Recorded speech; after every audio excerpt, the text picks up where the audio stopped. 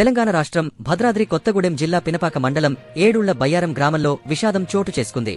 Rabies వ్యాధి బారినపడి ఓ యువకుడు మృతి చెందాడు. మృతుడి పేరు సందీప్. వయసు సుమారు 22 సంవత్సరాలు. కుటుంబ సభ్యుల కథనం ప్రకారం 2 నెలల క్రితం సందీప్ రోడ్డు మీద ఒక అందమైన కుక్కపిల్లను చూసి దాన్ని ఇంటికి తీసుకువచ్చాడు.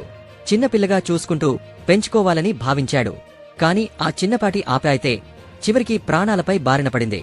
కుక్కపిల్ల ఇంట్లోకి వచ్చిన కొద్ది రోజుల్లోనే సందీప్ తండ్రిని కరిచింది. అదేవిధంగా సందీప్కి గోర్లతో గీసింది. వెంటనే తండ్రికి స్థానిక ప్రాథమిక ఆరోగ్య కేంద్రంలో చికిత్స అందించారు. కానీ సందీప్ మాత్రం నన్ను కరవలేదు కదా, కేవలం గోర్లతో రక్కింది మాత్రమే అనే నిర్లక్ష్యంతో చికిత్స చేయించుకోలేదు. అయితే పరిస్థితులు మారాయి. వారం రోజుల క్రితం సందీప్ తీవ్ర అస్వస్థతకు గురయ్యాడు. కుటుంబ సభ్యులు వెంటనే హాస్పిటల్కు తీసుకెళ్లారు. అక్కడ డాక్టర్లు స్పష్టంగా చెప్పారు రేబిస్ వైరస్ సోకిందని. ఈ వార్త విన్న కుటుంబ సభ్యులు తీవ్ర షాక్కు గురయ్యారు.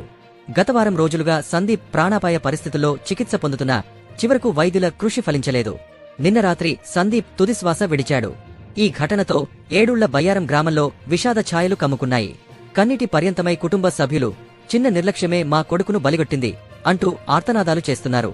వైద్య నిపుణులు స్పష్టంగా చెబుతున్నారు, కుక్క కరవడం, గీసినా లేదా రక్తం తాకినా వెంటనే రేబిస్ వ్యాక్సిన్ తీసుకోవడం అత్యంత అవసరం.